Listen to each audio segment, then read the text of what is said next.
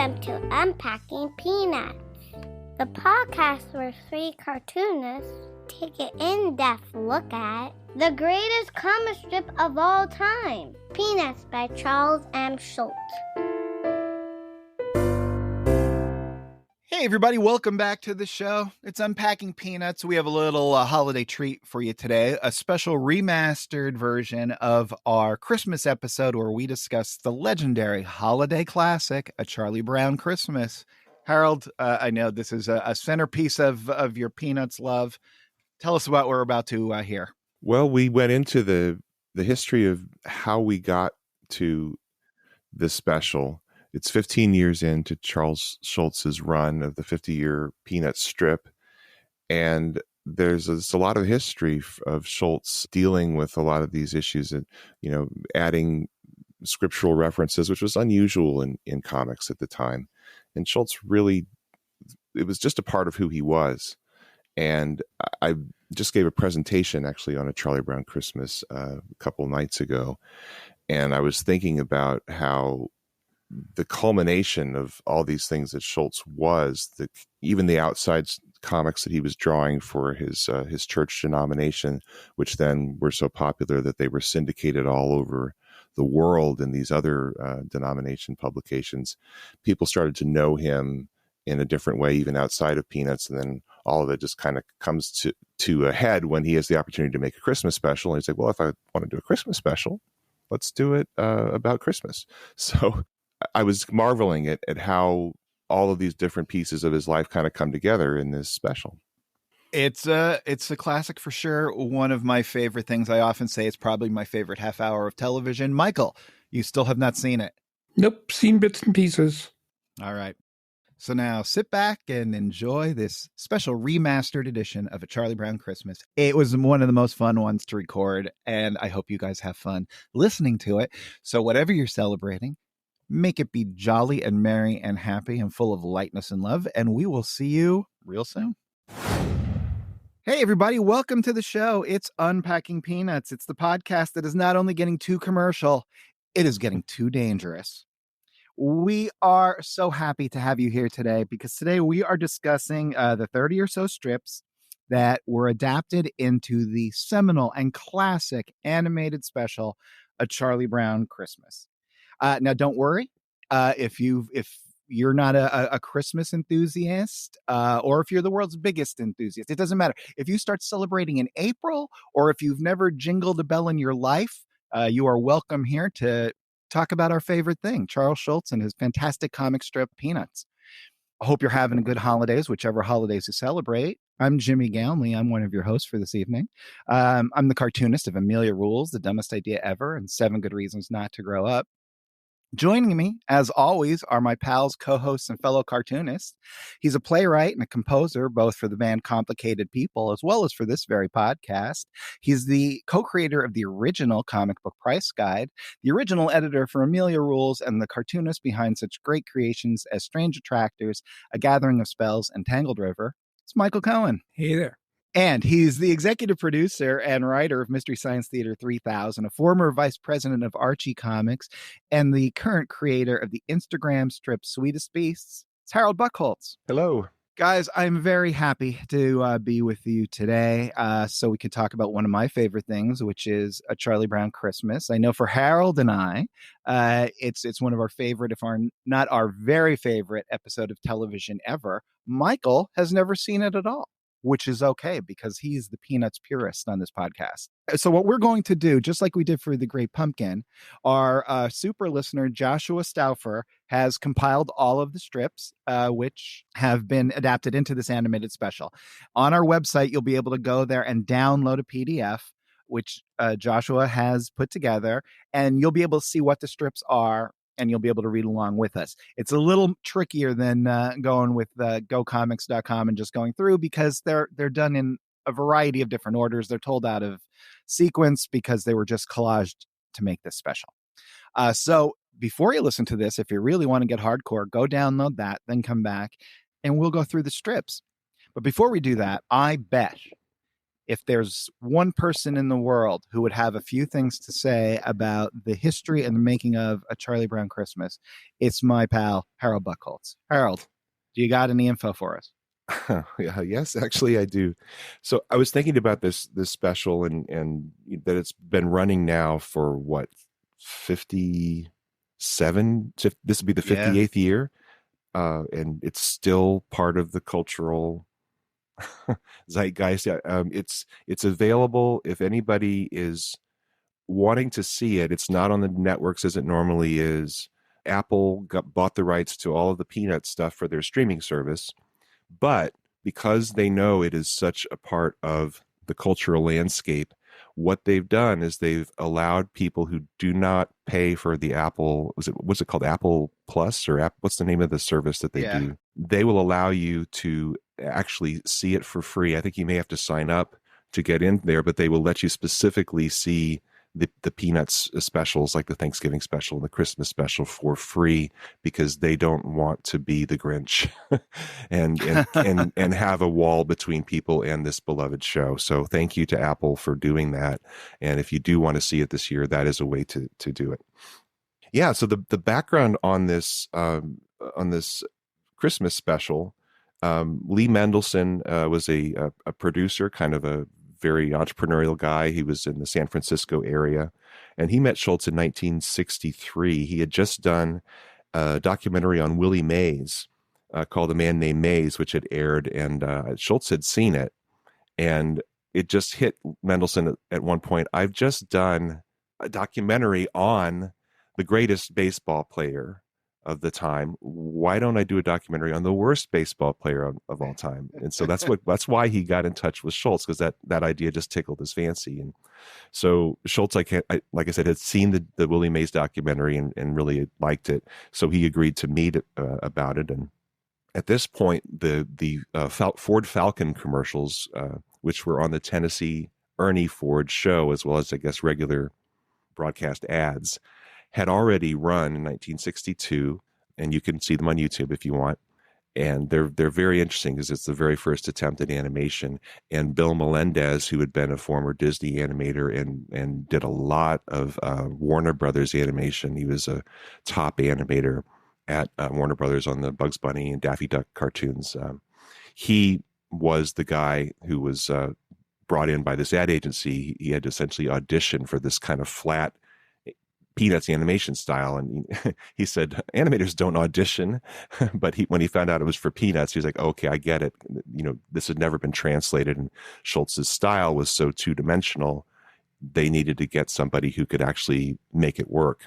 And so Melendez had done these Ford commercials, and Schultz liked him, and Schultz was a very loyal guy.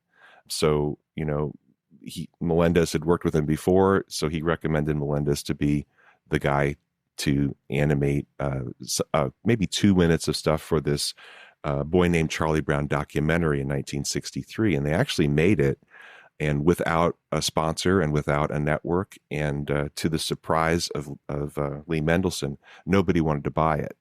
So it sat on a shelf for 7 years before the fame of Schultz was so overwhelming that finally someone says, okay, yeah, let's air this special 7 years later. But that was kind of the beginning of this little team that was floating there in the animation world for Charles Schultz. And apparently what happened was that there was an opportunity when the Time magazine gave a front cover Peanuts coverage, which was Time magazine. If you got on the cover of Time magazine, that seemed to be like that meant you have made it in American culture. And that happened in April of 1965. It's like getting a whole bunch of likes on Instagram all at once. Now I understand. Yeah.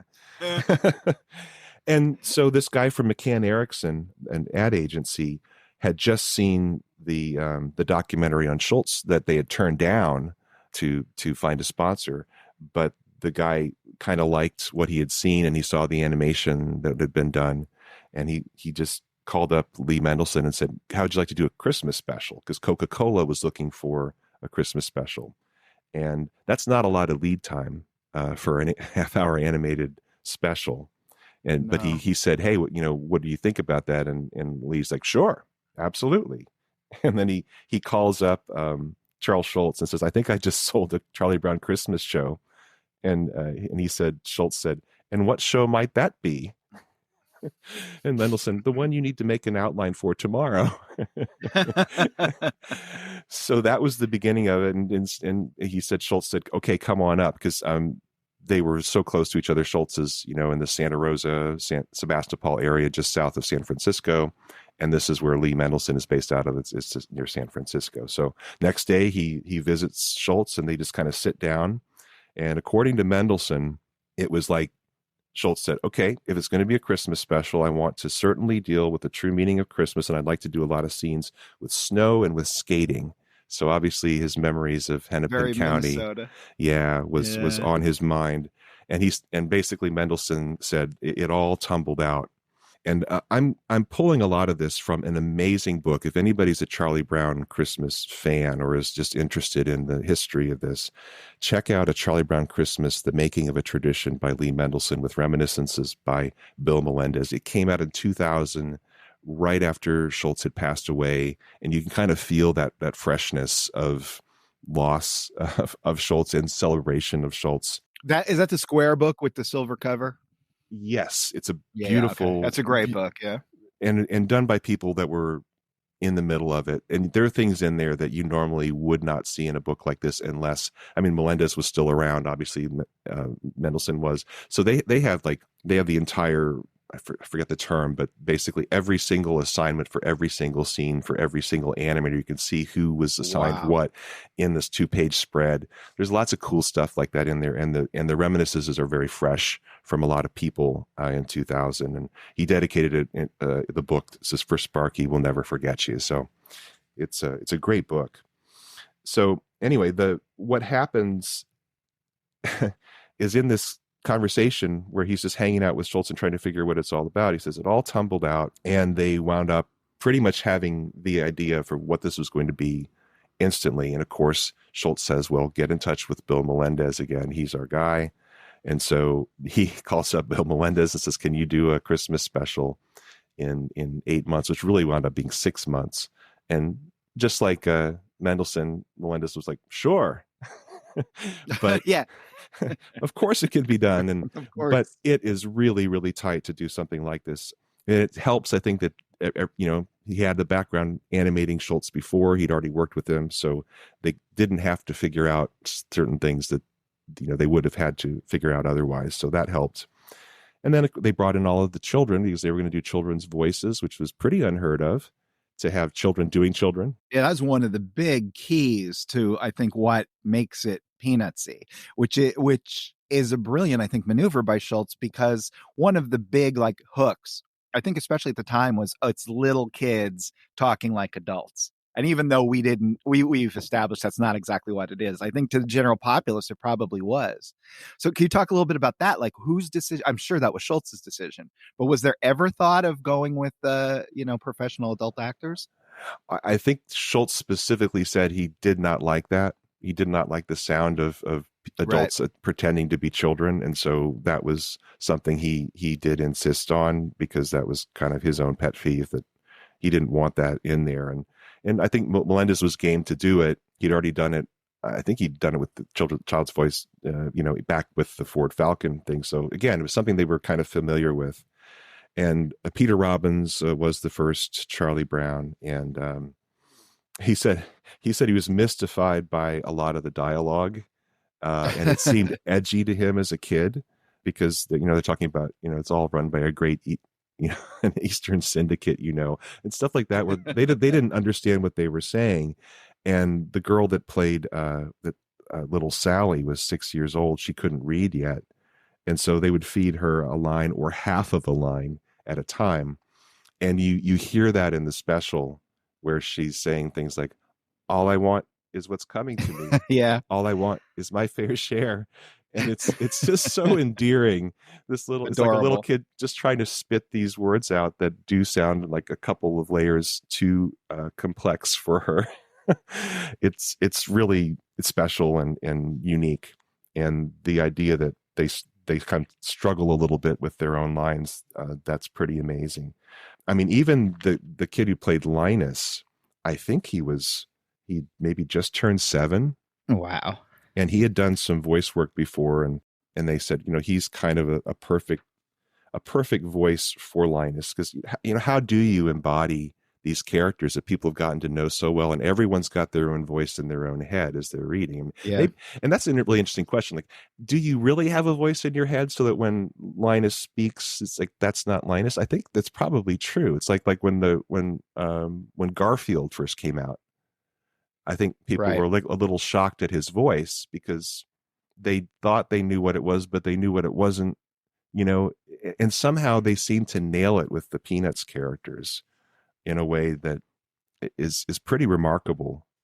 Well, I mean, but is that, do you hear a voice of the character in your head, or do you hear like your own internal reading voice, like whatever that voice is? Yeah, I don't think I'm in an audio or oral for myself. I mean, listening to something, I don't think I'm as specific as some people are. I think some people might be more specific in their own minds than say I am, but Christopher Shea was Linus, and when they were looking, there was the casting person said, well, I have this kid who has a slight lisp, and he can read with great emotion.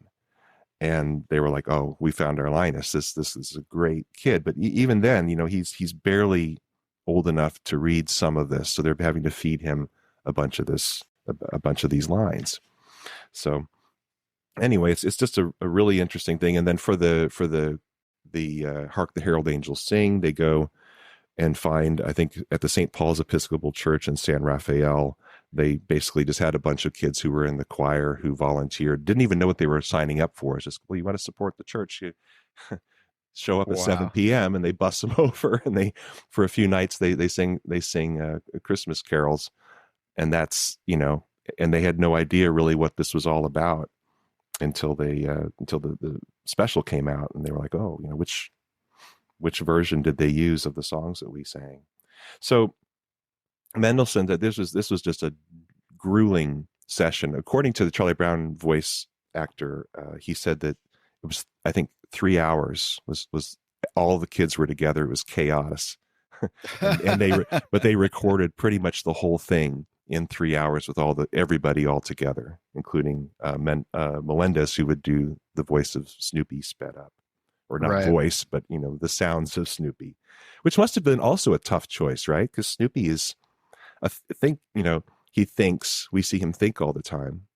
And then what do you do in animation? Do you let him have the echoey voice of John didn't ask for a second cup of coffee? I mean, to me, that is such the obvious choice to go. Have Snoopy, he could even be an adult voice, right? Have it all be in his head, and you'll be able to get that Snoopy voice that you have in the strip. But boy, thank God they didn't do that. It would totally change the animated specials and change the balance of the specials. Yeah. But you're right. I mean, I guessing that must have been Schultz insisting, and Melendez apparently was quite happy with the idea of, hey, let's just let him be like a Harpo Marx kind of character. Yeah. But it does change, probably more than anything. I think that changes the nature of the strip versus the animated specials, and the fact that we do not know Snoopy's thoughts verbally. Yeah, very, very much. And I never even thought about it, but if you were a person who just read or just watched the specials, you do have a very different conception of Snoopy. Yeah, and I was just thinking, and I trying to do a little bit of math, and I would estimate that the number of viewings of this specific special is probably somewhere in the neighborhood of 1 billion. Amazing. And I'm trying to think what other film or television things have been seen 1 billion times, particularly something that has like a storyline in it. Now, maybe music videos collectively, people see it over and over. Music videos are different. Gangnam Style has been seen well over 1 billion times, right? And that's 3 minutes. That's a different commitment. Yeah, right. It's not narrative. And I'm thinking, okay, Rudolph is probably up there. The Grinch is probably up there. But the biggest soup. It's a Wonderful Life, maybe getting close to that, but you try to think of what's lasted long enough to cumulatively around the world have that level of viewership and common experience. I would guess it's up there in the top 10 of anything that's ever been made. I mean, you got Wizard of Oz, you or Gone with the Wind. I mean, even those, I think it beats out. I'm sure. And it's, like when a movie's in a movie theaters, the biggest movie is going to be seen by maybe, Gone with the Wind probably had 25 million, 30 million people see it at first, just like a TV show. Right. It's crazy. Well, the other thing about it is Charlie Brown Christmas only airs at Christmas. I mean, you can sort of like Gone with the Wind, back it aired once a year, but you watch it anytime. Yeah, I think like reruns of racism. Yeah, right. And reruns of Andy Griffith's show are probably in the hundreds of millions, because that show just never died and ran on all these different countries. The Flintstones has been all over the world. So, this is our new podcast where we just name TV shows. The Jeffersons. In the Carlton, Your Doorman animated special, I'm sure is up there too. From a classic. Rhoda. By the way, that's our second Carlton, Your Doorman reference on this podcast. That's how hip we are. We are with it. Anything newer than 50 years is a shock to our listeners. So basically, these guys are going flat out trying to make this thing. They don't have a whole lot of time to second guess, shoot something over again, redo a scene. They just have to stick with Schultz's storyboard ideas, and they just have to go for it. And I think you see that in the special. I think that's why in some ways it's so raw and so true to Schultz, is because in some ways they didn't have any time to try to take it beyond the strip. And then that kind of set the mold going forward of how this was going to be. And Mendelsohn was saying the show was finished a week before the broadcast date, I bet. And they said they were all exhausted. And for the first time, the staff watched the entire show. It said, we all felt our uneasiness after the screening. We thought that perhaps we had somehow missed the boat. It says, however, one of the animators, Ed Levitt, stood up in the back row and declared, "A Charlie Brown Christmas will run for 100 years. And he said most of us would have been happy for 2. So then Mendelsohn flies this print to New York City, and he presents it to these 2 CBS executives, nervous as can be. And he quotes them saying, well, you gave it a good shot. It seems a little flat, a little slow. We will, of course, air it next week, but I'm afraid we won't be ordering anymore. We're sorry, and believe me, we're big Peanuts fans. Yes, believe me, there's no one who loves you more than us. Isn't that turning the knife even more? We were rooting for this more than anything, and even with that extra push, you failed. Exactly. And with their unerring sense of incorrectness, they confidently predict they will not be making any more. I love it. Yeah, we're saying maybe it's just better suited to the comics page. Now, I get that, because they're seeing something for the first time, and it is unlike other animation. It's not as slick, and they lack any it's slow soul and or creative bone in their body, and therefore are afraid to say they like it because it's different, right? It's an artistic statement that will make any guy in a suit mad, upset, nervous. Well, yeah, holding onto their wallet. Yeah, well, what are they going to peg it against? And this thing was standing alone, and it wasn't what they expected. And anyway, so the story goes, Mendelsohn heard them talk to each other, and they said, what should we do with Bergheim? And Mendelsohn's like, and then the other guy says, we shouldn't show it to him. It's like, who's Bergheim? And it turned out he was the TV reviewer for Time Magazine. He was waiting outside to review it to hit his deadline. And Mendelsohn was like, well, wouldn't it be worse if you don't show it to him? So they said, all right, yeah, you can see it. And so he had to sit through a second screening with Bergheim, silently watching this thing. The guy gets up, thanks him, and leaves. And Mendelsohn's like, oh. He's just devastated because nobody is responding to this thing except Ed Levitt in that room. And so he said he flew home to San Francisco, and the airport was like the first place to get the early copy of Time magazine. And so when he got there, it was just being loaded on there. And he said, I was shaking when I opened it up, and got a lovely review from Time magazine. And so I was like, well, maybe we've got a shot. There you go. So it airs on December 9th, 1965. It gets a 45% share, which basically means 45% of all television sets that were tuned in watched this show. It was the number 2 show only to Bonanza, which was a blockbuster at the time, a Western. And as one ad exec was quoted as saying, I think in David McCullough's book, all heaven broke loose. People just like, oh, this is amazing. The warmth, and everyone all of a sudden just instantly embraced this special. And it goes on to win the Peabody Award for Outstanding Children's Program. It wins the Emmy Award for Outstanding Animated Special. Yeah, so probably over 40 million people saw it the very first time it airs. And then it goes on to, I think that the peak was 1969, which kind of gives you some Peanuts barometer of where Peanuts was in the culture. The 1969 is the peak year of the Christmas special, where it had a 53 share, and I'm guessing in that case probably 50 million people watched it, and that's in the top 10 Christmas specials of all time. So it was 1967. So and usually those are like the Bob Hope Christmas specials were the ones that everybody was watching. But for animated specials, it's the highest rated animated Christmas special ever for the top 2 slots. So and maybe more. Yeah. Well deserved. It is an absolute masterpiece. And you know what else was a masterpiece? That bit of research from you, Mr. Harold Buchholz. Thank you so much. I feel like I just got a Christmas present from you hearing all that. That was wonderful. Oh, well, thank you. So listen, how about this? We're going to take a quick break now. And when we come back, we're going to talk about why Michael's never seen it. And late breaking news, Liz saw the premiere. So we're going to discuss that. So meet us on the other side of this. Hi, everyone. It's the holiday season, and Unpacking Peanuts has gift ideas for everyone on your list. Jimmy, Michael, and Harold all have books for sale. You can find links to buy them on our website. You can also purchase exclusive Unpacking Peanuts t-shirts. If you're feeling especially generous and love the podcast, we invite you to support us on Patreon or buy us a mud pie. Warm greetings of the season from all of us at Unpacking Peanuts. And now back to the show.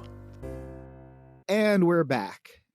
Michael, you have never seen A Charlie Brown Christmas. Is that correct? It is true.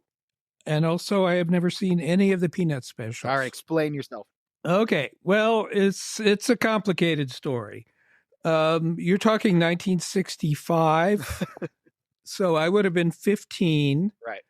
And at 15, I would have had no say in what we were watching on TV. It would have been a family decision. Right. And since my family did not celebrate Christmas, and since Bonanza was on, I can pretty much guarantee we were watching Bonanza. Anyway, the fact that I haven't seen any of the animated specials kind of nullifies that excuse. The fact is that I am very much a purist on reading the comic strips. That's the form I grew up with. That's the form I loved. A big influence on my life. But I remember when I saw the first commercials, it bothered me and started seeing ads. And it was sort of a feeling like, okay, selling out, not a good thing. But also, it was a little jarring to see them animated, and I didn't like it. Right. And I'm sure I knew the specials were on, but I had no interest in watching the specials. Well, you have a unique perspective that almost nobody has, which you bring to this podcast, that you are all about the strips. And that is what informs you about Peanuts. You don't have all this extra stuff in the back of your head that other people do when it comes to the strip. Right. Well, I'd never had any interest in the toys or even the books. It was just pure strips and collections of the strips. And I know a lot of our listeners are probably fans of collecting the toys. And, I think that's great. But I didn't want anything that was not pure Schultz peanuts. So certainly over the years, I've caught little bits and pieces of the specials, and I really don't like the voices. Oh, wow. I hear you when you're saying, it was charming that it was little kids, but they were also not actors. And it's a very subtle strip with very, very careful dialogue. And something was missing. Even though I don't think I actually heard what their voices were in my head, but it was not kids. And it was, well delivered lines. Right. These strips are just carefully paced, and so you can hear that what the characters or the words are saying, but you can also hear their tone. And when that's not there, it's very flat. And like you're describing, the kids were being prompted, or they didn't know what the words meant. So you're not going to get the best reading or even a good reading. So anyway, I'm perfectly happy not to have seen them, and I don't think I will ever see them, which is fine. I don't want anything corrupting. Well, and I just want to say, I'm sorry, what was that? No, I just don't want. I have this very pure, pure experience with peanuts, and not modulated in any way by any outside influences. And not only would I consider it a failure for this podcast if Michael had to watch the animated specials, I would consider it a failure of my friendship with Michael if he had to watch the specials. Because it is a totally different perspective. It is one I totally respect. And, it's one that I might have shared if I was Michael's age, right? Because when I watched, Peanuts just appeared and the shows were already years old by the time I was watching them. There was no thought of what would Peanuts be like animated. There's a very good chance I saw animated versions of Peanuts from the time I was an infant, just in my line of sight or whatever. So I am very happy that we have three such different and Venn diagram like takes on Peanuts, and I can't wait. And like I said at the top of the show, whether you're a Christmas fan or not, stick with us. We are going to go through these strips now, and we'll just enjoy them like we always do, because this is Schultz and Peanuts at the absolute top of his game. Want to go through the strips? Sure. Lights, please. All right, so we are going to just jump here into the strips. And remember, these are all the strips that Schultz chose and Mendelsohn chose to adapt into this classic special, A Charlie Brown Christmas. And they're not all Christmas strips. They're all over the place. So here we go. This is July 1st, 1959. Charlie Brown is standing outside, looking very contemplative. Linus, with thumb and blanket in classic position, looks on. Charlie Brown says, "I thought having a baby sister would change my whole life, but it hasn't." Charlie Brown leans up on, it's like an old rustic fence, replacing the thinking wall. And he says, "People still hate me. Nobody really likes me. I get just as depressed as I always did." Then he walks away from Linus, looking completely forlorn. Linus, worried, looks after him and says, "Poor Charlie Brown." Then Linus, in classic thumb and blanket pose, says, "Of all the Charlie Browns in the world, he's the Charlie Brownest." Now, I wonder if Schultz had that punchline and was just waiting for the right strip. It's because it's such a classic punchline. Yeah. Which came first? That's really interesting. I wouldn't know which way that happened. It'd be tough to guess if he set himself up and came up with an amazing end line, or if he had that end line, like Michael said, and he found the great setup for it. But I do think it's improved in the animated special where it's Charlie Browniest. Yes. Of all the Charlie Browns in the world, you're the Charlie Browniest. That's how I read it. I read it that way. I remember it as Browniest. And, That's interesting. Oh, yeah? Yeah. That is interesting. One of the wild things is just that, like, so much of this is a collage. The whole special is a collage. He's taking all of these strips, moving them around, switching characters Yeah. up. And if you download Joshua Stauffer's PDF on our website, unpackingpeanuts.com, he does his own little take on the differences and stuff between the strips and the adaptation. But boy, and the whole thing is a collage. It's these old strips. It's a Bible verse. It's Vince Guaraldi's music, which we haven't mentioned, but which is iconic and everyone in the world knows. And I wonder how he must have known that's such a great punchline and thought, great, and I can fix it. I can add that I that Michael's been hearing all these years anyway. Yeah, what a way to open the thing. That shows you how strongly he felt about that strip and that statement. Absolutely. February 14th, 1963. It's Valentine's Day. In the foreground, Shermie and Violet are exchanging Valentines. Charlie Brown looks on from the background. He says, "Rats, nobody ever gives me any Valentines." Then he walks off looking upset, saying, "I wish there wasn't such a thing as Valentine's Day. I know nobody likes me."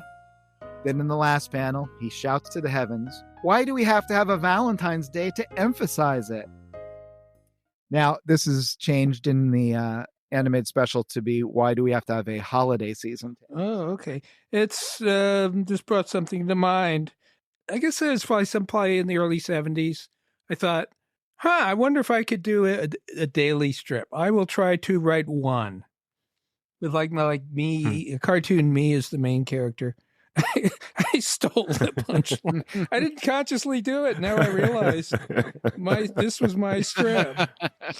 Oh, yeah. Well, welcome to the club. How many times have I done that? And then I read Peanuts for this podcast. Like, oh, that wasn't mine. Oh, I'm fairly certain I stole one I think I mentioned in one of the early episodes for a commercial gig I do on a monthly basis.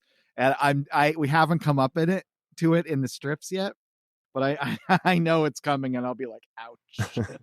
They're just baked in when you've read them thousands of times. What do you think? I think it's better having this on Valentine's Day than Christmas. What I like about the Christmas special version of it is it's so low key in the Christmas special, and you'd think in an animated thing it would be the over the top yelling like we have in the comic strip, but it's the reverse. He's saying it in this very low key way, which really kind of knifes you in the heart the way he says it. And I think it was the right choice because animation, I think, can exaggerate things so much that you can almost lose what you're trying to say. It's done in this. It's not a whisper, but it's very quiet. It's a scream in my head voice. He's yelling on that last panel. Oh yeah, absolutely. But not in the special. It's very much it's very much him saying it almost in a resigned way, which is it really gets you. January 6th, 1955. Patty and Charlie Brown are standing outside in the snow. Charlie Brown says, "Come on and see the snowman Pigpen made." Patty says to Charlie Brown, "Say, I'll bet playing around in the snow kept him clean, didn't it?" They both walk off towards Pigpen with Charlie Brown saying, "On the contrary." And then Charlie Brown presents Pigpen's snowman and says, "The world's dirtiest snowman." With a big smile on Pigpen's face of pride. Yes, and the snowman's face and Charlie Brown's. Yeah. They're all happy about it, except for Patty. She's a little uncertain, it looks like. Michael just found a really interesting article about Pigpen in, what was it, Astra magazine? Yeah, it's a web magazine. I've never heard of it. I saw a link to it. And I don't want to comment on it too much. It's definitely worth reading. But I would have considered Pigpen like a one-joke character. And a very perceptive writer goes on for pages on the depths of Pigpen and how complex a character he is. So read that because I've never seen that. And now I can appreciate Pigpen some more. It's I mean, that is a sign of a great work of art, that the more you look at it and the more you go into it with, an open mind and open eyes, you do see stuff. You do see stuff that you never thought about before. And, apparently, and even according to that article, Schultz himself thought Pigpen was a one joke idea. And actually wrote him out of the strip for 9 years, which I've read this thing all the way through twice and never noticed. Didn't miss Pigpen him, huh? Was gone for like 9 years. Wow. Never even thought about it. And it's not that I don't like Which Pigpen. decade was he not around? I think what I don't, it's like the late 60s to the end of the 70s Okay. or something like that. I'm Wow. pretty sure, or it might be its 70s into the 80s. Read the article. They have the right dates, but it's really interesting. And it's interesting for those who have seen the Christmas special. I think there's something about the special that really cements him in the Peanuts pantheon, because he comes across as as very self-confident and proud, but he has this kind of high self-esteem that somehow comes across as pretty endearing. And that, I think that, at least in my mind, that is Pigpen, probably because of having seen the Christmas special so many times that I look at him through the lens of the special. I'll admit, because of how he comes across as just if anybody gives him any trouble, he's got the comeback for their insults or their criticisms. We're not going to read this one, but May 31st, 1957 is another strip that was adapted where Charlie Brown says, Pigpen, you're the only person I know who can raise a cloud of dust in a snowstorm. So that also, Pigpen gets another gag there in the special. December 3rd, 1955. Linus and Lucy are standing out in the snow and it's flurrying. Lucy says, try to catch the snowflakes on your tongue, Linus. The second panel has them both standing there trying to do just that. Then in panel 3, Linus seems to be chowing down on some snowflakes. Smack, smack. Then he looks to Lucy and says, need sugar. So were you guys ever, well, Michael, you weren't the snowflake catcher. I did not know what snow was. You didn't have snow. Nope. When was the first time you saw snow, Michael? Well, I grew up in New York till I was 4.5, so I just didn't remember it. Till 4.5. Okay. Yeah, I love the thin little tongue on Lucy on the second panel. It makes me think of a dog's tongue rather than a child's tongue. I'm never 100% when he sticks the tongues out. They always look a little creepy to me for some reason. Well, like lizard-like or something. How about when they're writing and they've got the tongue up in the corner? That's okay. I can tolerate that. It's the profile tongue. How about when they're aware of their tongue? No! Don't say it. Now we're doomed. I can't even talk now. January 5th, 1960. January 5th, 1960. Lucy and Linus are out doing the snow catching on your tongue bit again 5 years later. Linus says, catch the snowflakes on your tongue, Lucy. Then Lucy, very professorially, says, it's too early. I never eat January snowflakes. I always wait until February. And in panel 3, she walks away, leaving Linus alone to comment in panel 4, they sure look ripe to me. That's a wild thing to think he had a 1955 strip and a 1960 strip. You know what? There's like 1,500 comic strips between them or whatever, more. But he puts them together in this show as if they're like seconds apart. Mm-hmm. I wonder how this, like, do you think he just like sat down with a bunch of books and like went through, just circling gags or I'm wondering, tearing pages? I'm wondering what kind of access he had to his former strips, because obviously not all of them had been reprinted and then they got mixed up. So for a Christmas special, you would think, let's go back and look around November through February and see what we got. But I bet he had I bet he clipped them out and put them in a notebook. He'd have to do that. yes, somebody, yeah, right. like his Conley. or his secretary, would have have these tear sheets or something from the syndicate that they could just flip through. Yeah, he must have, right? Yeah, because he has to get all the backgrounds. The tree has to look exactly the same every time. I was just going to say this, and if this came to me and they said, "Hey, Jimmy, you're going to do a Christmas special, and you're going to have to just pick the best stuff from Amelia from like 1,300 pages of it," Mm-hmm. I would feel in a weird way almost constricted by it. Really? You did it. And You did it for a Christmas musical. No, but that was adapted. Well, we did do a Christmas musical, which Michael wrote, but that's different. I didn't write it. You picked the bits you wanted in there from Amelia. But it was all from one issue, is my point. Point is true, I didn't really take stuff from all over it. And I didn't take stuff like I didn't take a Rhonda line and give it to Tanner. Uh-huh. Or I didn't, that I would feel weird about doing, I think, and which is the wrong move. I mean, he was so smart to go, I have a gold mine of the greatest comic material ever, and I'm going to use it as a raw material to make this other art. Again, like a collage. Well, it's so episodic. You have to, right? I mean, he at this point he doesn't have a ton of arcs. He has a few for Christmas, so he's got to pull something kind of out of the hat here. And this is the thing about these animated specials is they are extremely episodic, like the strip.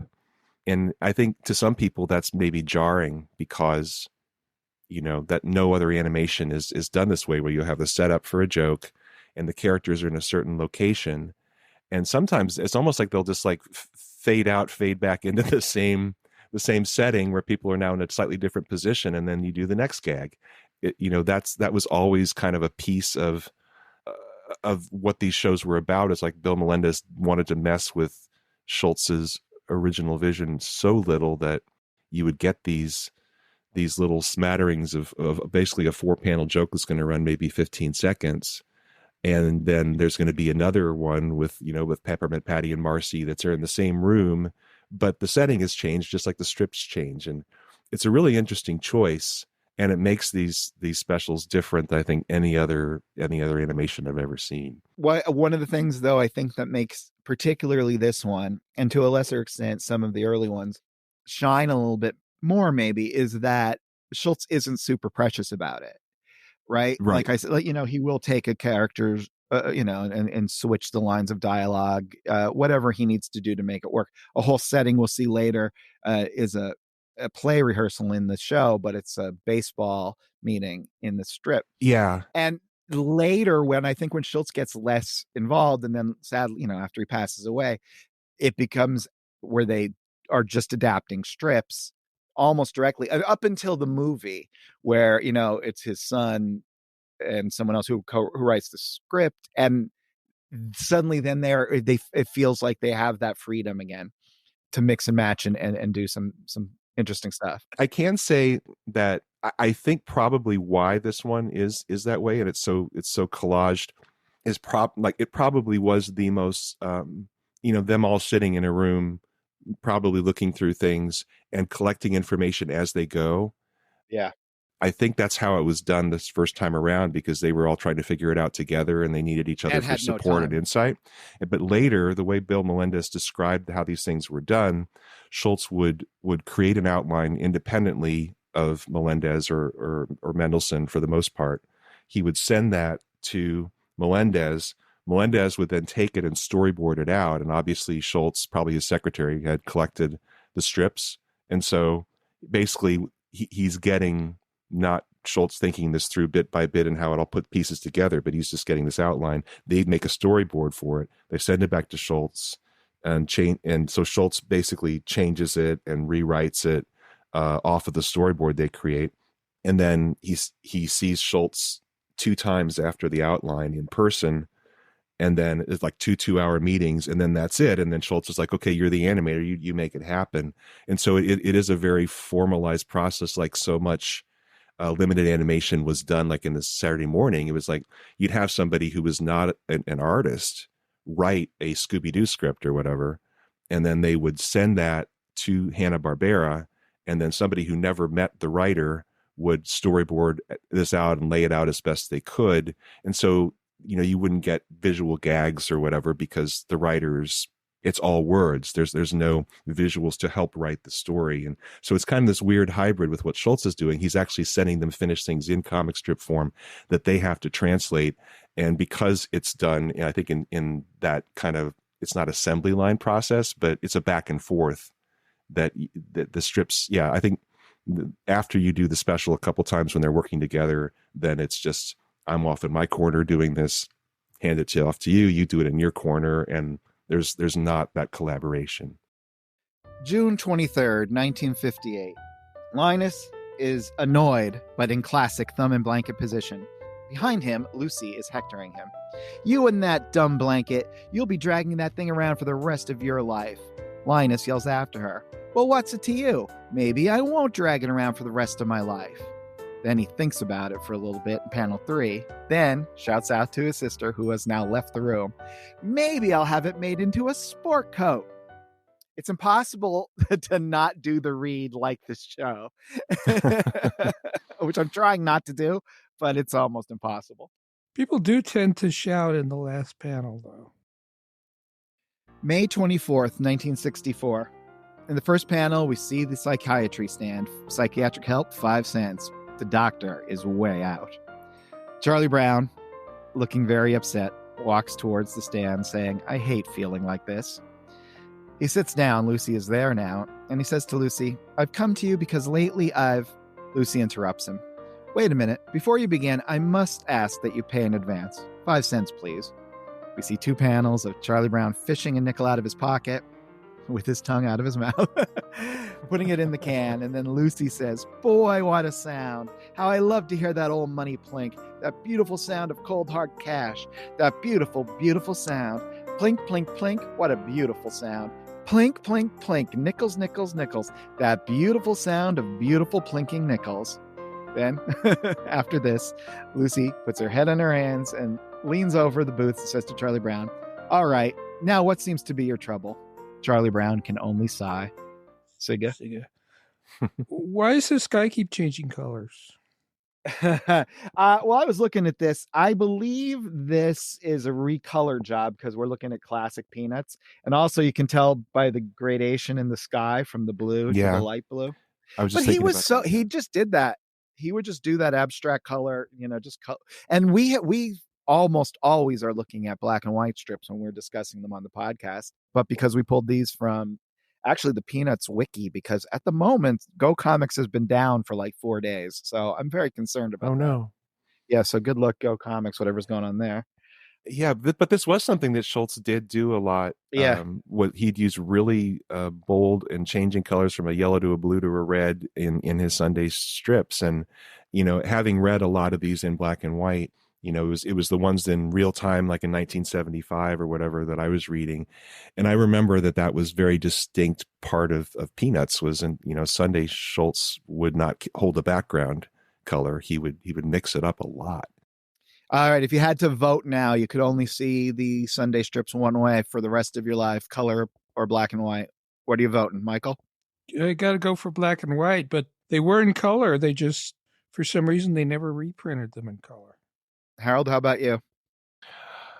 Oh, that's tough. If I could have one or the other, I guess I'd choose the black and white because when it comes to color, there was nothing about Schultz's color choices that made me feel better about the strip or like the strip more, I guess.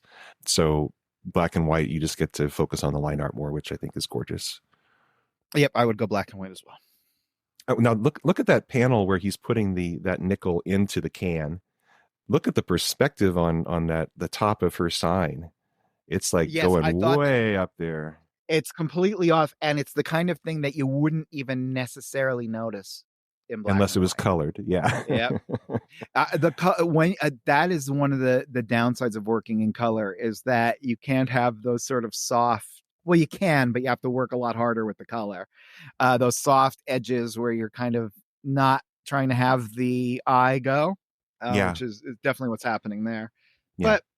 But it's fine too. I'm not crazy about the coloring job on this. I'm not. I'm curious as to how close it is to the original. And no offense to whoever did it. I mean, yeah, I'm guessing it's probably identical with the exception of the computer. The green on the tree seems they've tried to kind of sponge it a little bit so that it looks like it's 3-dimensional.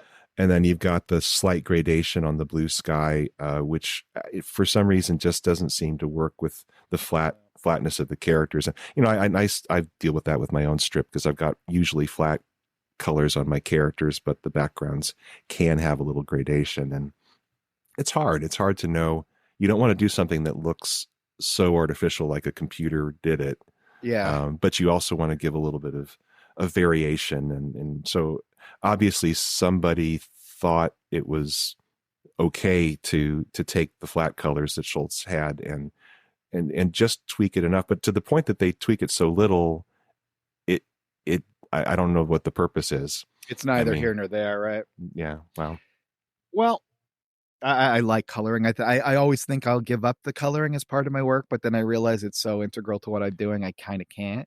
Yeah, in my sycophantic way, but I genuinely love the color that you do, especially like when you have the outdoor scenes and you've got little suns, the sunsets and the bursts. Your color is really, really lovely, and you have the flatness of the characters. Certainly to start the Amelia Rules, the same flatness as Peanuts, because Peanuts was obviously a model for you. Peanuts for the 21st century with Amelia Rules. You did find a way to take, and I'm not sure what you did on the shading with the characters or how you mixed it up. I'm trying to just from memory, but I remember the backgrounds being so rich, like the outdoor backgrounds. Yeah. And it doesn't detract at all. And are there any thoughts you have about how you approach that and why, like in something as flat as Schultz, that you can get away with something that is as rich in the background as it is? Well, yeah, because I think what it actually is that Schultz didn't have Schultz and everything that came after Schultz as an influence. One of the weird things, like I love Cerebus. I mean, Cerebus was, and that's a tough thing to say these days because it's swamped in all kinds of political and nonsense and controversies. But at the time, it was the funniest, most creative, coolest book before all that stuff engulfed it. And it had a really rich background world by this guy, Gerhard, who just did the backgrounds. And he's an artist, a 3D pen and ink artist on like Robert Crumb or possibly beyond. Like he's as good as a human can do that. And I couldn't do that. But I figured, well, if I do have a digital tool, if I just drew Amelia's neighborhood as richly as possible in notebooks, and at the time I actually had like it was virtual Gerhard was my background, my folder on my Mac, and I had something like 50 different houses that I had drawn into me, and I could paste them together in different ways and then draw over them to change them, and I could take the leaves off and do all this weird stuff so that when I'd have those really rich backgrounds, I didn't have to spend the time on the page. So you're really an animation artist in that regard, right? Because I mean, well, that's what you could. But yeah, that's how that was. Yeah. Because I mean, for those of you who aren't that into animation or how it's done, I mean, what you had to do early on with most cartoons, if you were doing a color cartoon, is you could you could paint a beautiful background in acrylic or watercolor, and it could have as much detail as you wanted. But the characters were on these clear plastic sheets that you would trace the artwork from the pencil drawings of the actual animator with usually with a black ink pen by people who were experts in that. And then they would wind up painting on the back of those cells. And in most cases, it was just a flat color because, you couldn't afford to shade that. So, the backgrounds, you're just doing one for a whole sequence, and you could really put a lot of lovely art into it. And so, I mean, I as a fan of animation just got used to the idea that you have a flat character on a background that can be extremely rich, and that's just normal. And I guess that's an aesthetic I inherited from watching all these old cartoons like Bugs Bunny and Disney films. And and I loved all that too. Yeah, here you mentioned the lighting and the like you said, the suns in the sky. Yeah. Okay, I'll tell you this story. This is a tip. Because obviously all that stuff you could do with lens flares in Photoshop, right? You pull out this lens flare, that lens. Okay. I used to work though in television, and I was always I had to do graphics on a daily basis, and I was always looking for new things that I could use. And we obviously were a TV station, so we had weather. So I was trying to figure out how I could do different weather graphics. I was in the parking lot of the TV station, and the sun was being reflected on a blacked out windshield from one of the TV vans, and it was just this unbelievable lens flare on black glass. And so I just took a photo of it and suddenly, so I had like a beautiful lens flare that was not a digital one over black, and I could remove the black digitally. And then I thought, wow, why can't I do that every time I just position a piece of black glass, and it was almost always that car at different times of day, and click, there's a sunset, click, there's noon, click, there's partly cloudy. And I used that stuff for years, and then you manipulate digitally and put it in with the artwork, and it works. Or He's it doesn't a genius. work. Genius. That's basically what it is, folks. That is pretty genius. I don't know. I've never heard of another artist having that mindset to think to capture that. That's pretty cool. Oh, well, thanks. Oh, no. I can't believe I have to read this strip twice. All right. This is June 4th, 1961. Lucy, looking really annoyed, is sitting at her psychiatry booth. Linus comes up and sits down. She says to him, "What in the world are you doing here?" Linus says, "I'm in sad shape. My life is full of fear and anxiety. The only thing that keeps me going is this blanket. I need help." Lucy, suddenly invested, stands out from behind the booth and starts talking to Linus. "Well, as they say on TV, the mere fact that you realize you need help indicates that you are not too far gone. I think we had better try to pinpoint your fears. If we can find out what it is you're afraid of, we can label it. Are you afraid of responsibility? If you are, then you have hypengiophobia. I don't think that's quite it. How about cats? If you're afraid of cats, you have ailurophobia. Well, sort of, but I'm not sure. Are you afraid of staircases? If you are, then you have climacophobia. Maybe you have thalassophobia. This is a fear of the ocean. Or gephorophobia, which is a fear of crossing bridges. Or maybe, says Lucy, you have pantophobia. Do you think you might have pantophobia?" Linus says, "What's pantophobia?" Lucy says, "The fear of everything." Linus yells, "That's it!" Perfect. Sending Lucy flying. Yeah. Boy, Sending Lucy flying. does she fly in the cartoon? Does she flip over? And they Yes, but it's Charlie Brown that is the patient, which I think is an improvement. And I think that's just interesting when we think about the specificity. I think we talked about this when we read the strip earlier, but the specificity of these characters seems so real to us. And yet it's fascinating that Schultz does reassign a character a major piece like this, and it works again on its own terms. And that I wouldn't expect. I would have thought he would have stuck with his characters, but it does work, I think, better with Charlie Brown. And why Linus, when Linus normally doesn't show up, why did he think that Linus needed to be the one to say these things to Lucy? Well, the fact is Linus doesn't show it, but with the blanket, it's a security blanket. He's deeply neurotic. I guess the blanket absorbs a lot of that. He usually doesn't show it that much. Right, well, that's true because it's so effective, right? but Charlie Brown, I mean, when Michael, you not having seen the special, to hear the idea that Charlie Brown says almost exactly these same lines, does that seem wrong to you, or can you kind of see how Charlie Brown himself also could say he has all fear? Yeah, I think it sounds wrong to me because I don't think he's afraid of things. He's just doesn't understand why everything goes wrong for him. Right, because he's always going up to swing again at something, right? He'll try a lot of things. He's afraid to talk to the little redhead girl. There's certain things that we didn't think of Charlie Brown that's just too much for him, but he is a trier, right? In a lot of ways. That is true. Yeah, I would definitely not swap out those characters. September 18th, 1961. Lucy looks forlorn and a little annoyed. She has her elbows on the table, and the remains of what looks like a pretty nice birthday party is scattered about the table. Linus looks on as Lucy says, "Nobody gave me what I wanted for my birthday. Nobody. What sort of presents do you call these?" she says as she looks over a whole mound of presents on the floor.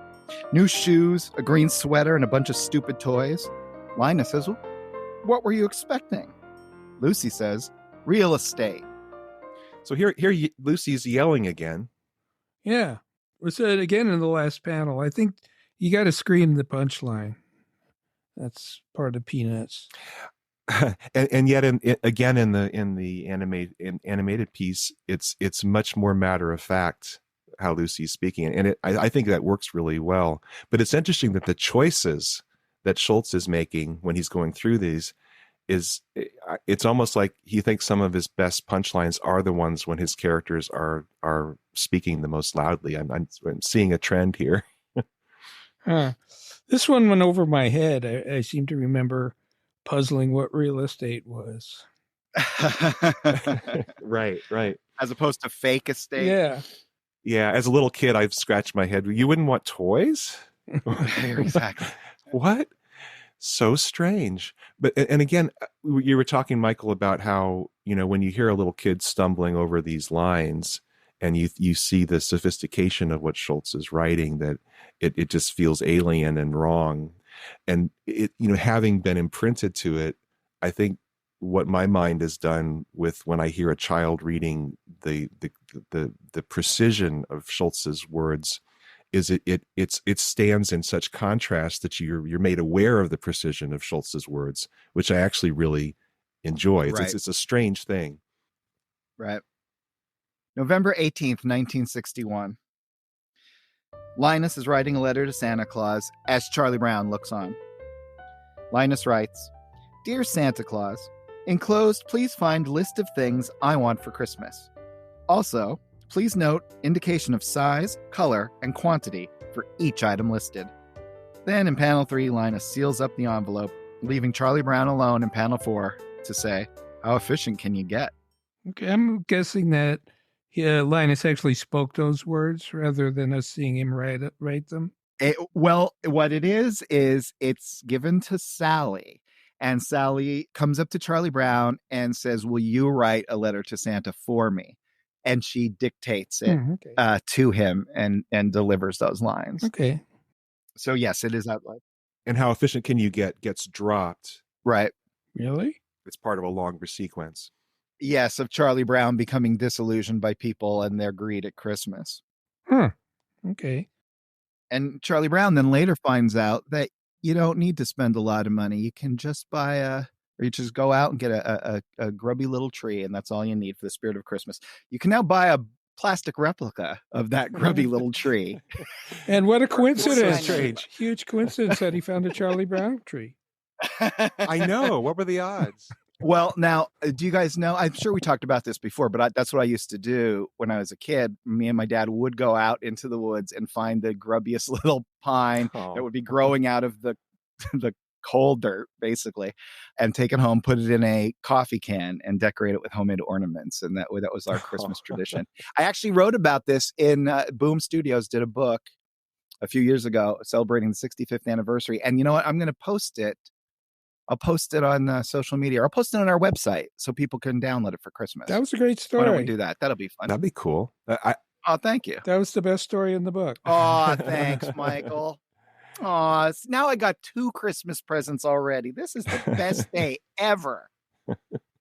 I have to confess that we have not one but 2 Charlie Brown Christmas trees from CVS drugstore.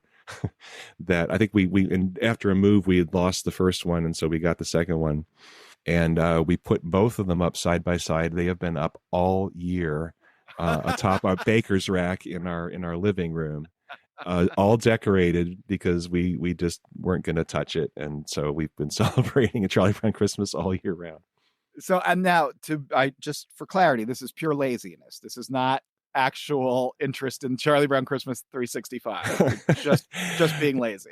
It's one of life's great mysteries. I'm not gonna parse that out.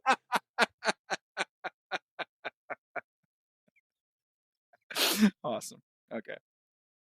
December 20th, 1962. Now Lucy's writing to Santa Claus. She writes, "Dear Santa Claus, I know you are a busy man. I don't want you to waste your time thinking about what toys I might like. Make it easy on yourself. This year, just bring me money. Preferably 10s and 20s. Now, this is adapted into the same sequence with Sally writing the letter. Okay. Right. So it's this building on Charlie Brown as he's getting more and more disgusted as he's the secretary for Sally. Yeah. Yeah. And then at the end of it, 1961 strips, so you could see him flipping through a reprint book or something. Yeah, and one of the most famous lines, at least for me, from the Christmas special is when Charlie Brown finally runs away in horror at hearing what his little sister is saying, and he just basically like tosses the paper up in the air and runs away screaming, and then she just kind of turns to the camera and she goes, "All I want is what's coming to me. All I want is my fair share." A classic moment. A classic. I have said that many, many, many times over the Yeah, years. yeah, me too. That's a household thing that comes up a lot in our day-to-day conversation. Speaking of, Oh, there it is. November 17th, 1961, Linus is posting a letter to Santa Claus with a great 3-line U.S. mailbox right there.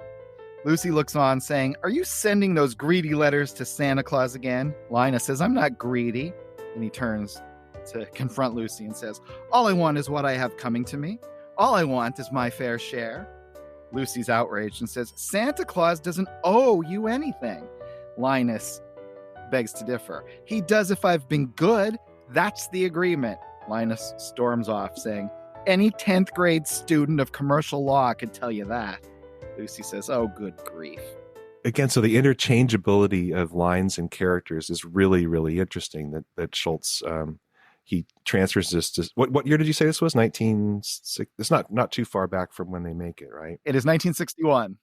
61. Okay, so Sally isn't yet in a position to do this, but the fact that it's transferred to Sally, it's very true to Sally. I think because we haven't had a chance to talk a ton about Sally, the grown-up Sally, but she's such an interesting character. She's certainly has a strong sense of self, right? And she knows what Very it is much. that she wants, and she sees the world differently than everyone else. And she has this kind of I don't know how you put it, but it's like it's not selfish, but it's she sees things through her own lens that serves her own purpose.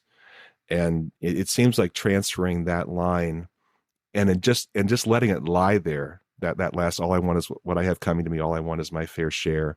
And it's not a punchline. It just kind of hovers in the air because it is part of Charlie Brown's building apprehension about how everything seems to be wrong about, the holiday season. It really works well. And I will again say, I think this is an improvement. This is this isn't very Linus-y to me. I mean, it is Linus, he's done it, and Linus is a rich character who can do all these various things. What I mean by that, though, is I think it's more effective when it's given to Sally.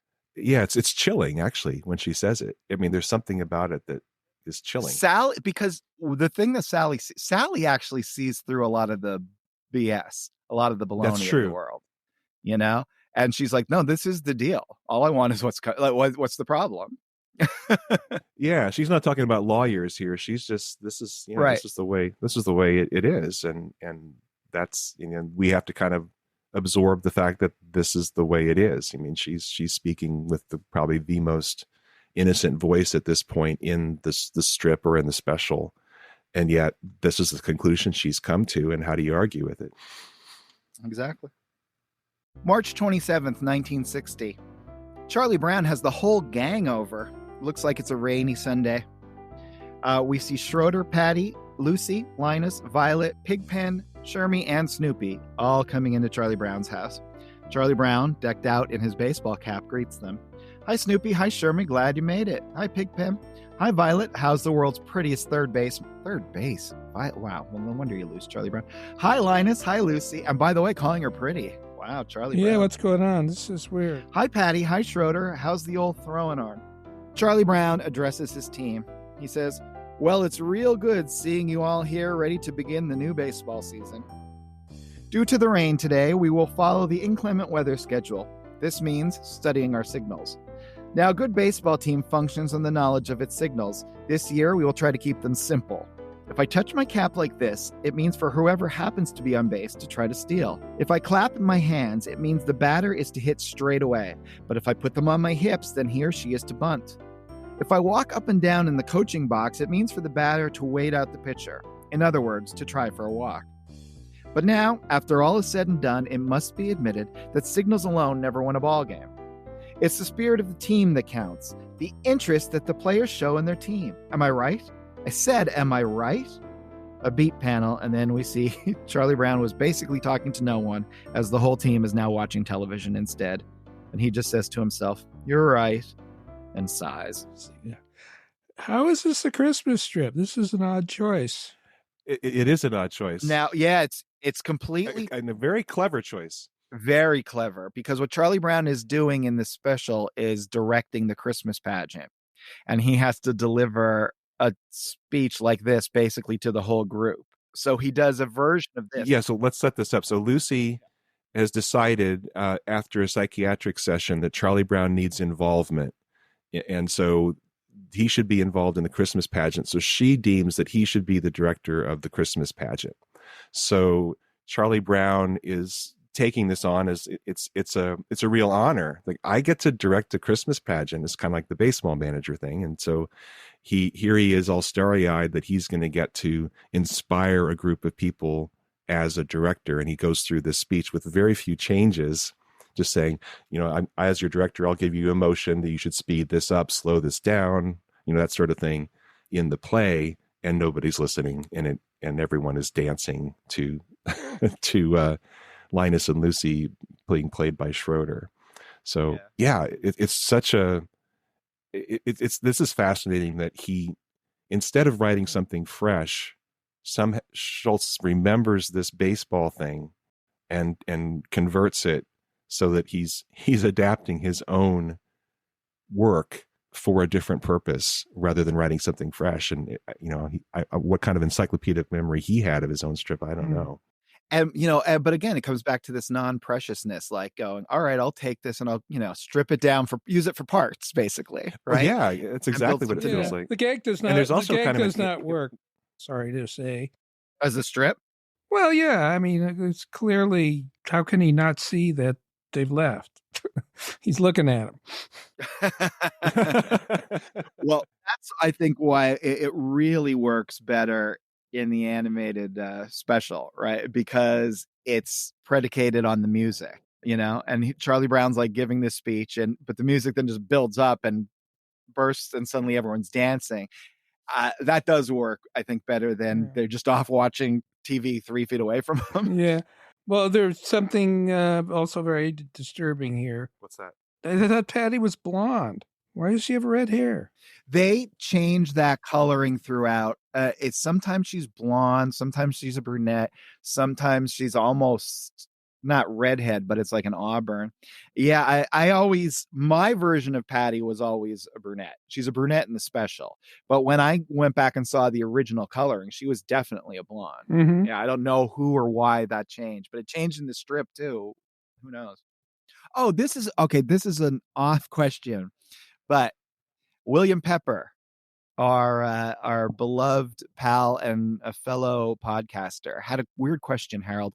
In Charlie Brown, the anniversary book, the 25th, the Jubilee, the color illustrations are described as plates. Plate 1, plate 25. Do you have any idea why that would be? I do have a little bit of insight into that. So I don't know if whose choice that was. That sounds like a graphic blandishment kind of thing on Schultz's part. But it used to be when you printed a book on a press, is it because they used to be tipped in? Exactly, because you would print everything in black and white or 2-color, and then if you had full color, it would often be printed on like a nice glossy thick paper, and it would have to be inserted between wherever a signature break was. Like if you have a 16 or 32 page giant sheet of paper folded down into that size, that was all black and white. And then you drop in a plate, and maybe there's only one side that it's printed on because the press could only muster 4 colors on one side, and a specialty press back when color was so expensive. And so those would be called plates because, they were tipped in sheets that were printed separately in color. So we're a full service podcast, though. I don't think that works in that book because I think they had to run that whole book through a 4-color press, the 25th anniversary book. So the concept of a plate is a little bit archaic, and I wouldn't be at all surprised if that was something that Schultz used because he was such an avid reader and loved books, and so he wanted to have his things called plates. That's my guess. And the thing I'd like to mention on this strip is we see Shermie leading the pack into Charlie Brown's house in this baseball strip where Charlie Brown goes on talking about the directions for how to be a good team.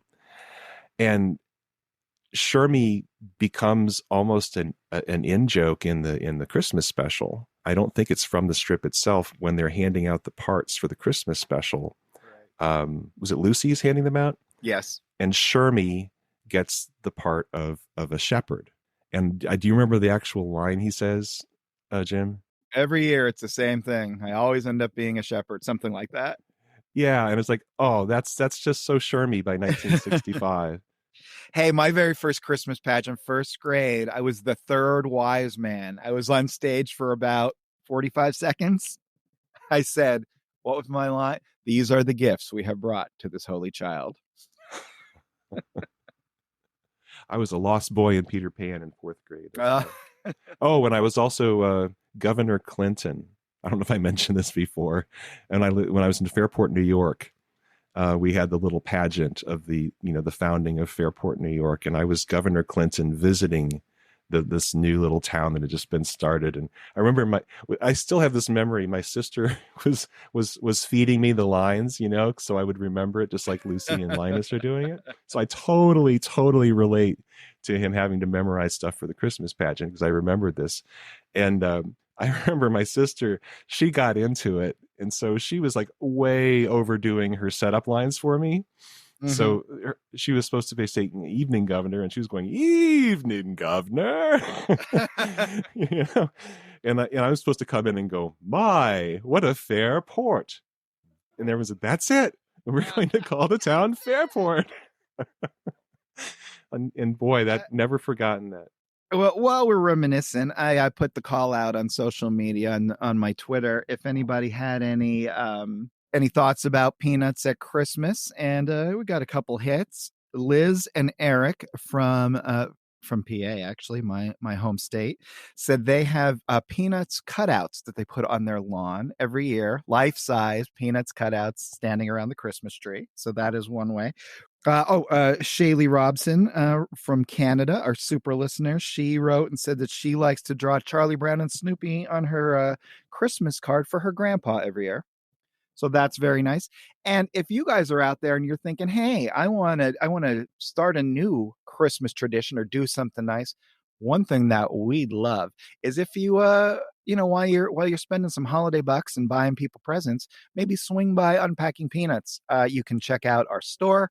You can buy our new Unpacking Peanuts t-shirts, which I'm really happy with. We have an Abbey Road styled one, and we have the logo of the three of us at the thinking wall. And in case you're wondering, it's left to right, Michael, me, then Harold. We have a Patreon where you can sign up and you can sponsor us month by month, or you can also just buy us a mud pie through our website.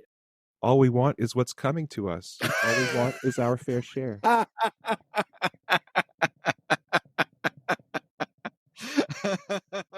done. February 19th, 1965. Snoopy is sitting atop his doghouse, thinking to himself, I feel strange. In panel 2, he jumps off the doghouse. Then he's sitting there with a grin on his face, and he thinks to himself, I feel very loving today. I think I'll kiss somebody on the cheek. He walks up to Lucy, who's sitting outside reading a book, and kisses her on the cheek with his lips. Smack. She screams to the heavens, Ugh! Somebody get me some soap and water. I've just been kissed by a dog. Snoopy goes flying. She's running around ranting now. Get hot water. Get some disinfectant. Get some iodine. In the next to last panel, Snoopy looks a little nonplussed himself, saying, good grief. And he goes back to lying on the doghouse, thinking, next time I'll bite her on the leg. So you're saying Snoopy's thoughts are not heard in the special? No, he's completely pantomime with some little like vocalizations done by Melendez, just like, oh. So there's no punchline on this. Well, right. So you basically just have the interaction between Snoopy and Lucy, which at this point is a fight, right? They get into a fight. Yeah. And, yeah. Am I getting that right? Yeah. And so she's running all over the place, overreacting. Snoopy's just kind of sitting there, and then they do a zoom in on Snoopy, and he just goes, Wah! It's very cute. So a different approach, but it is actually quite funny the way it's done. They do manage to make it work for animation, I think. I again, with his kind of very practical eye saying, how can we do this so that it'll work in this medium? And, more often than not, it sure does work. And one of the best, if I'm not mistaken, and someone listening, if I'm wrong, please correct me, let us know, get on the, send us a message or whatever. But I believe I heard someone say that a lot of the Snoopy stuff was animated by a guy named Bill Littlejohn, who had been involved in animation for years and years. He was a real master, and he had really nice flowing movement and animation. And as hard as the kids are to animate in this kind of two-dimensional, big head style, short arms, Snoopy is kind of a dream to animate because Schultz has stretched him every which way, and people kind of expect that as Snoopy. So he's very, very kind of rubbery animation character. And there are a lot of opportunities for Snoopy. He does his joyous, happy dance on Schroeder's piano, getting into the raptured by the music. And there's just a lot of lovely stuff. At the opening, they're on a pond, and Snoopy is ice skating on his feet, and just beautiful sweeping arcs. And that's I understand is Bill Littlejohn's animation. It's probably one of the best animators that Bill Melendez ever had on his staff. And he's a damn good archer. And, sidekick to Robin Hood. I beat you by like 2 seconds. January 5th, 1964. Linus is watching television. Lucy comes up saying, "Switch channels." Linus ignores her. Lucy is annoyed. She says to him again, "I said switch channels. I want to watch my program." Linus turns around and says, "Are you kidding? What makes you think you can just walk right in here and take over?" Lucy presents her fist to Linus, saying, "These 5 fingers. Individually, they're nothing. But when I curl them together like this into a single unit, they form a weapon that is terrible to behold." "Which channel do you want?" says Linus. Lucy sits down. Linus sighs. Then Linus looks at his own hand, thinking, why can't you guys get organized like that? Panel 5 is like Stan Lee dialogue. Oh, it really is. That's so funny. Do you think Schultz was still buying comics and reading Stan Lee? I think it's entirely possible. No, what year was this? Oh, yeah, there was 64. Yeah, it could have been. It's really funny when you look at it like that. Melendez must have liked this as a union guy. Yeah, and they really do shorten this for the gag is different in the special, where I think she says he's like, was it give me a reason or whatever. It's just he says, give me one good reason why I should memorize these lines, and she says, I'll give you 5 good reasons. 1, 2, 3, 4, 5. And as she does, she curls each one of her fingers into a fist. And then Linus says, go ahead. Classic Linus line. He goes, those are good reasons. December 17th, 1961. We see Linus as a candle in a wreath in a decorative opening panel. His head is the flame. Then we cut to their living room. It's Linus and Lucy. And Linus says, oh no, don't tell me, not again. Lucy walks up holding a piece of paper, presents it to Linus and says, here's your piece for the Christmas program. Linus reads it. So the words spoken through Jeremiah the prophet were fulfilled. A voice was heard in Ramah, wailing and loud laments. It was Rachel weeping for her children and refusing all consolation because they were no more. Good grief. Lucy walks away. Linus looks after her. Lucy says, memorize it and be ready to recite it by next Sunday. Linus yells after Lucy, I can't memorize something like this in a week. This is going to take research. Linus continues, who was Jeremiah? Where was Ramah? Why was Rachel so upset? He follows Lucy saying, you can't recite something until you know the who, the where, and the why. Lucy looks at Linus and says, I'll tell you the who, the where, and the why. You start memorizing right now, or you'll know who is going to slug you, and you'll know where she's going to slug you, and you'll know why she slugged you. Linus says, looking very upset, Christmas is not only getting too commercial, it's getting too dangerous. A classic line. I have to say, I have a lot of sympathy for Lucy's management style. I see nothing wrong with this at all. Other thoughts, counterpoints? I've been on the wrong side of your 5 fingers. Now, not literally. Pretty much. Makes sense. You know what? People don't like conflict, as Tina Fey says, but it gets stuff done.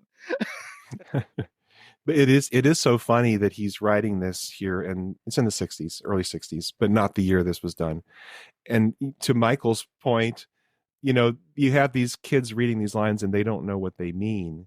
And here's Linus complaining about that very thing. So I need to know what I'm saying and why I'm saying it. And in these animated specials, the kids are, I guess, reading this pretty cold, and they don't know necessarily what the meaning is of everything that they're saying. So it's interesting that he's got it in this strip, that Linus is complaining about that concept, that he's asked to say something without understanding it. Mm-hmm.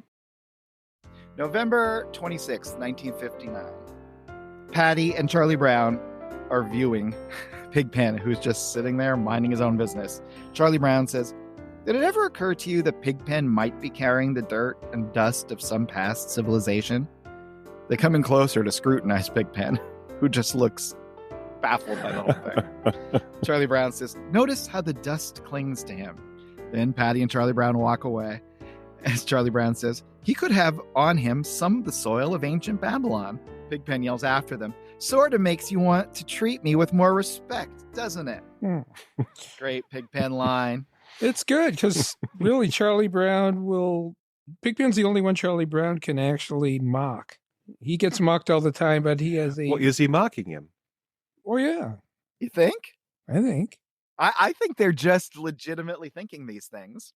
I don't know. And I will say in the Christmas special, when you get to hear the nuance of it, it's set up that Charlie Brown is quite sincere as the director of this play. Maybe you could say he's, as the director of the play, is saying something that's ever going to serve him as the director, but he is giving Pigpen the honor of this versus it being something that he's poking fun at him for. Well, it's also, though, significantly rewritten in the special. So there is this very conversation could have happened in between, between, say, Mendelssohn, Melendez, and Schultz.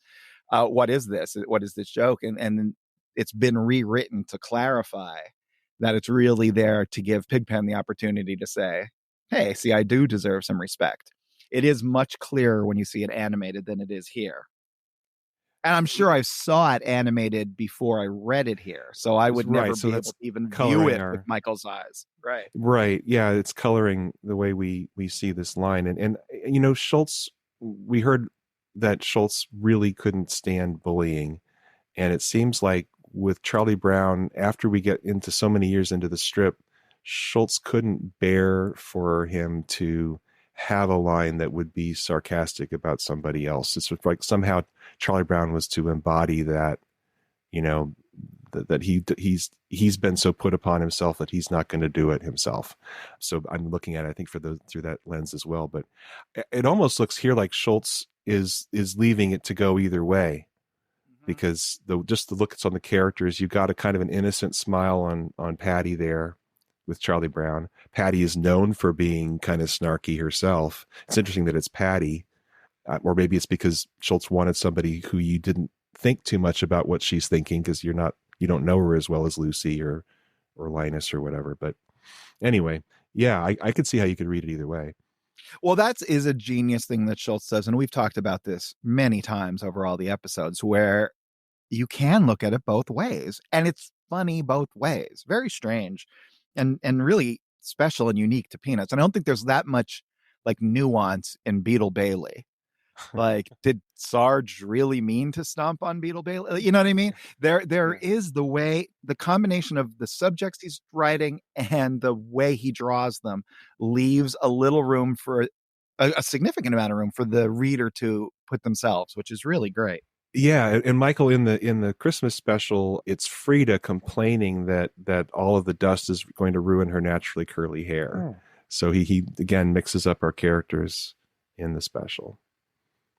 We really see the difference in how Pigpen is drawn in when we look at this next strip in sequence, because we're going back in time and we see January 7th, 1956. And we see a very different looking earlier version of Pigpen standing outside as Violet approaches holding a mirror. And she says, "Pigpen, you're an absolute mess. Here, I want you to look at yourself in this mirror," she says, presenting him the mirror. Pigpen does so. And Violet says, "Now, aren't you ashamed?" And Pigpen says, like a boss, "On the contrary, I didn't think I looked that good." I have stolen this line for my life in many, many different times. I have too. Yeah. And Jeff Ornstein was the voice of the first Pigpen, and I think he just nails it. It's got this sense of detached self-confidence. It's not superiority, even though he kind of has this haughty look on his face, but he's just like he's standing up for himself on the highest level. And it's so funny. Okay, I skipped. There's a big sequence that we're not going to. A few sequence of Sally and Linus. It's sort of tangentially in the special. It's not exactly the way it is though. So we're going to skip those, and we're going to go to February 19th, 1962. Lucy leans over to Charlie Brown and says, "Do you think I'm beautiful, Charlie Brown?" In panel 2, Lucy says, "You didn't answer right away. You had to think about it, didn't you?" Lucy continues, "If you had really thought I was beautiful, you would have spoken right up." Lucy's now ranting. "I know when I've been insulted. I know when." Charlie Brown says, "Good grief." And this animates and with the voice of just beautifully. Again, one of those classic lines. And yeah, it certainly in day-to-day conversation, these lines come up so often in our household. December 5th and 6th of 1963 is where we get the famous, we all know that Christmas is a big commercial racket. It's run by a big Eastern syndicate, you know. You know all about big Eastern syndicates if you've heard our 1959 episode where Harold explains that in depth. And if you haven't, you got to go listen to it. Give yourself a Christmas present. Listen to that one. And I think that's one that Peter Robbins, the first voice of Charlie Brown, said that was one of the lines that he remembered mystified him when it was being read. It's like, what on earth are we talking about here? I always thought it was like an organized crime reference, which I guess it kind of is. Anyway, forget it. Yeah. Well, that's the thing. It's only weird comics people that would think of syndicates as newspaper syndicates. But as a little kid, I was always. Well, there goes your shot at having a syndicated ship, Jimmy. I think that ship had sailed. July 28th, 1963. Lucy is hanging out at Schroeder's piano. Schroeder's practicing, and Lucy says, "Beethoven? Ha! Everybody talks about how great Beethoven was. Beethoven wasn't so great." This gets Schroeder's attention. "What do you mean Beethoven wasn't so great?" Lucy says, "He never got his picture on bubblegum cards, did he?" "Have you ever seen his picture on bubblegum cards, huh?" Schroeder walks away. He's so upset by this. Lucy continues, "How can you say someone is great who's never had his picture on bubblegum cards?" "That's what I mean when I say Beethoven wasn't so great," she says, yelling after Schroeder, who's left. Then she leans back on the piano, very satisfied, a smile on her face, and she says, "This has been a good day." She's a troll. Yeah, right. She's totally pressing his buttons.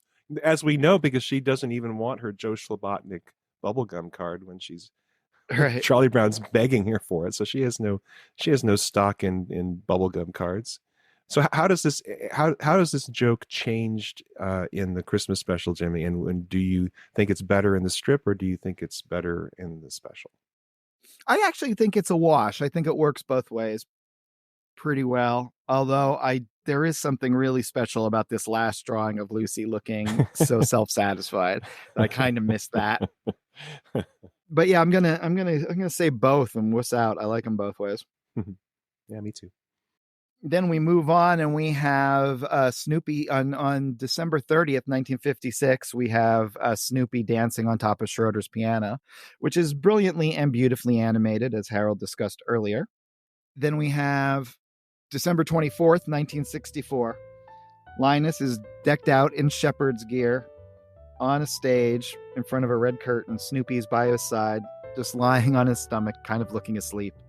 Linus says the famous line, "And there were in the same country shepherds, abiding in the field, keeping watch over their flock by night." Then Linus, out of the corner of his mouth, whispers to Snoopy, "Psst, flock." Snoopy wakes up and says, "Bah," goes back to sleep. And of course, while not exactly how it plays out in the episode does feature as its climax, if not its conclusion, Linus reciting the Gospel of St. Luke, which of course was a very surprising and controversial take at the time. But Schultz does it in a way that is Well, he has Linus. This is Linus's stuff. This is the stuff Linus thinks about and talks about, and it's natural to his character. Linus doesn't proselytize anything about it. Charlie Brown asks the question, "What's Christmas about?" And Linus says that. Yeah, and Bill Melendez, he said when Schultz first brought it up in their very first meeting, as you might expect, he said, "We can't do that. It's too religious." And he said Schultz's reply was, "Bill, if we don't do it, who else can? We're the only ones who can do it." Essentially, he says we're the only ones who can do it. But when you think about Schultz's 15 years in the public eye and all of the choices that he made, and again that personal integrity, that, you know, if this is what Schultz wants to say, we kind of want him to say it, right? And I think that's because he somehow managed to share who he was, and you just kind of wanted to know what Schultz had to say. And it doesn't feel like it's tacked on, or it doesn't feel like it's artificial or forced. An artist at this level has to be allowed to say what they want to say. And, you know, like at the thousands of these comic strips and reaching out to millions and millions and millions of people, you know, he has earned the right and the trust that he's not going to blow up the property with some crazy thing. You know, he's going to do it with the class and integrity he does everything else. And that's exactly what he did. And it really works. And I think, you know, I don't know, when he says, "Bill, if we don't do it, who else can?" But I think if he had said, if I can't do it, who else can? I think there's a lot of truth to that, because he earned 15 years into his career the right to have that little 1 minute in his Christmas special. And that's what he said from the very beginning, he wanted the Christmas special to be. And you look at the arc of the special about, you know, being too commercial, and then it ends with the Christmas tree. In some ways, it's got its own kind of almost dreamlike flow. Mm-hmm. Yeah, that's the thing about this special that has fascinated me from childhood. And in a way, I feel like, you know, I've been thinking and asking myself, why is this special to me the greatest half hour of television? You know, the desert island thing, if I could save 1 half hour of television, this is it. Why is that? What is it about this special that gets this loyalty from me? And this is very personal for me. This is just my perspective. But I think in my life, I've grown into this Christmas special, if that makes any sense. You know, every flaw and every idiosyncrasy is a delight. And you know, I can't think of well, there are things like that I can say that I also feel the same way. I mean, working on Mystery Science Theater, if anybody's ever seen that show, Joel Hodgson was the original host, and he was often, you know, kind of down on himself of flubbing his lines, or, you know, they're shooting with one camera, you can't fake the editing. And so he would give himself these impossible things to perform. They were like 3 minutes long, a song while he's beating a lemur puppet on these characters around him. And it's like watching somebody on a roller coaster or just doing an acrobatic stunt, and he's stumbling and he's almost falling off the rails, and it's absolutely delightful. Well, I think there's something to that in this special, that, you know, what it is and how humble it is as a special, and how, you know, limited it is in its animation, and it has all of these flaws that they didn't have time to fix. And yet every flaw somehow is delightful. It's like it's part of the special. It's part of what the special is and what it says. And I marvel at it, just like I marvel at Schultz's strips, that this wasn't just Schultz. This was a whole team of people getting behind Schultz. And, you know, my personal experience is that I went from a shy, fearful teenager in high school, you know, talking about Linus and Charlie Brown saying, you know, they fear of everything. You know, I can relate to that as a kid. And, you know, I was in high school and college. That's the way I was until all heaven broke loose, you know, that in my life. And I was confronted with this God who I no longer thought was non-existent or distant or a cosmic jerk, but this sweet, lovely person, gentle and humble in heart, absolutely delightful. And I can't imagine a God better than that one that I'm discovering. And it totally fits this little moment at the end of A Charlie Brown Christmas. I think that's why I relate to it so much, is that you got this sweet little lisping 6-year-old cartoon character telling of this savior being born in a cattle trough. And that all I can say is, yes, yeah.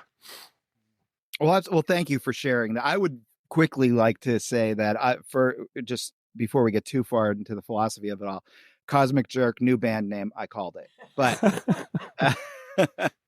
no, I know what you're saying. I had a very different experience growing up. I went to Catholic school, and so religion was always part of my life. But this will tell you what you need to know about me.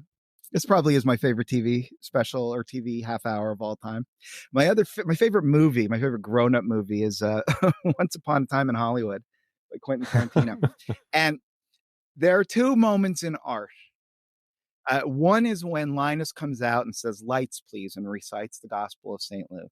And the other is when Brad Pitt is smashing the hippie murderer's head into the fireplace.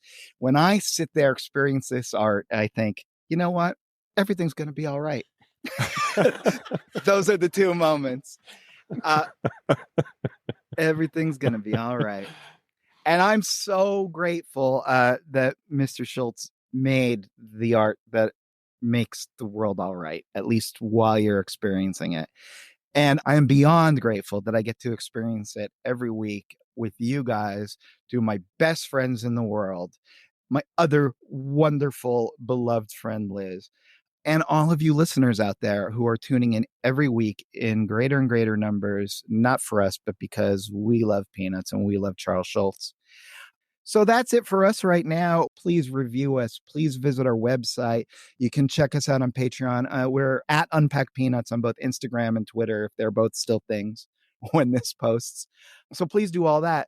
But otherwise, whatever you're celebrating, have it be wonderful and filled with love and happiness, and have a great beginning of the new year. Harold, to you, Merry Christmas, my friend. Michael and Liz, Happy St. Dagobert's Day. Thank you. And to the rest of you out there, be of good cheer. Yes, be of good cheer. Unpacking Peanuts is copyright Jimmy Gownley, Michael Cohen, and Harold Buchholz. Produced and edited by Liz Sumner. Music by Michael Cohen. Additional voiceover by Aziza Shakrawla Clark. For more from the show, follow Unpack Peanuts on Instagram and Threads.